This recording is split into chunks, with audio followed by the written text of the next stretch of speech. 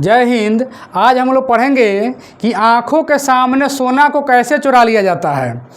तो उसके लिए जानेंगे हम लोग एक्वारेजिया के बारे में। एक्वारेजिया यानी कि अम्लराज, एक्वारेजिया हिंदी में बोलते हैं अम्लराज। यह एक भभकता हुआ द्रव है, जैसे सांद्र हाइड्रोक्लोरिक अम्ल HCl यानी कि हाइड्रोक्लोरिक अम्ल का सूत्र हुआ सांद्र हाइड्रोक्लोरिक अम्ल, और सांद्र नाइट्रिक अम्ल HNO3 ये नाइट्रिक अम्ल का सूत्र होता है।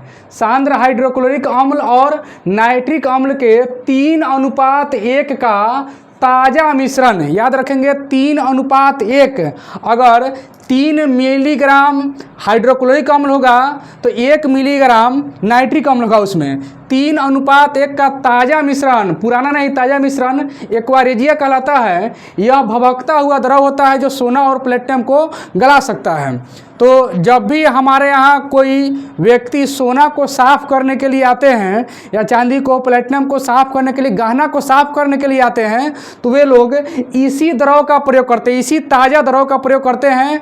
और जब इस द्रव में सोना और चांदी को जब डुबाया जाता है तो उसका ऊपरी सतह, जैसे हम लोग लकड़ी छीलते हैं तो ऊपरी सतह हट जाता है, उसी प्रकार से सोना और चांदी का प्लेटिनम का ऊपरी सतह जो है सो गल जाता है, जिसके कारण अंदर का सतह ऊपर आ जाता है, जो चमकीला दिखाई पड़ता है, नया दिखाई पड़ता है।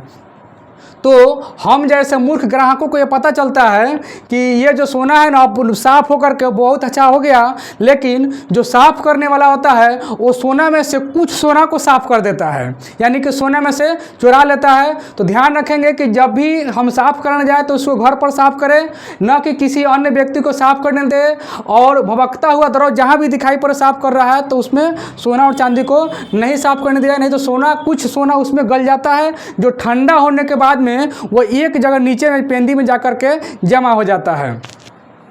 तो सोना और चांदी को जो है सो अम्लराज एक्वारेजिया के द्वारा गलाया जा सकता है। अच्छा, आगे देखेंगे लोहे में जंग का लगना। लोहा का सबसे बड़ा अवगुण, सबसे बड़ा कमजोरी उसका है उसका जंग।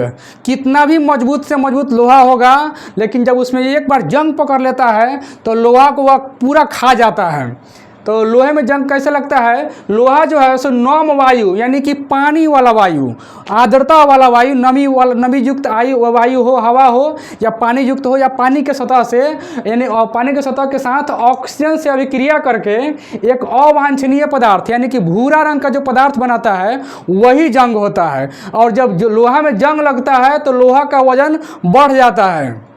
इसलिए जब भी कबाड़ी वाले जब लोहा खरीदने आते हैं तो वे लोग जंग को साफ़ करते हैं ताकि उनको वज़न कम से कम मिले, ज़्यादा वज़न नहीं मिले उसमें, और ठगाए नहीं। तो लोहा में जंग जो है लगने का कारण क्या है? उसका नम वायु यानी कि पानी युक्त हवा से अभिक्रिया कर करके अवांछनीय पदार्थ बनाएगा, जिससे लोहा में जंग पकड़ लेगा, और जंग पकड़ने पर लोहा का वजन बढ़ जाता है और धीरे धीरे लोहा जो है सो सड़ करके ख़त्म हो जाता है। और अब देखेंगे कि अगर लोहा में जंग पकड़ लेगा तो उसको जंग से बचाने के लिए क्या क्या किया जाता है।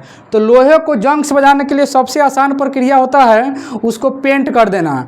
जब हम लोहे को पेंट करते हैं तो लोहे के ऊपरी सतह, जैसे मान लेते हैं लोहा है, इस लोहे के ऊपरी सतह को अगर हम पेंट कर देंगे तो यह जो सतह है नमी युक्त वायु से, आर्द्रता युक्त हवा से यह अभिक्रिया नहीं कर पाएगा, जिस कारण से इसमें जंग नहीं पकड़ेगा।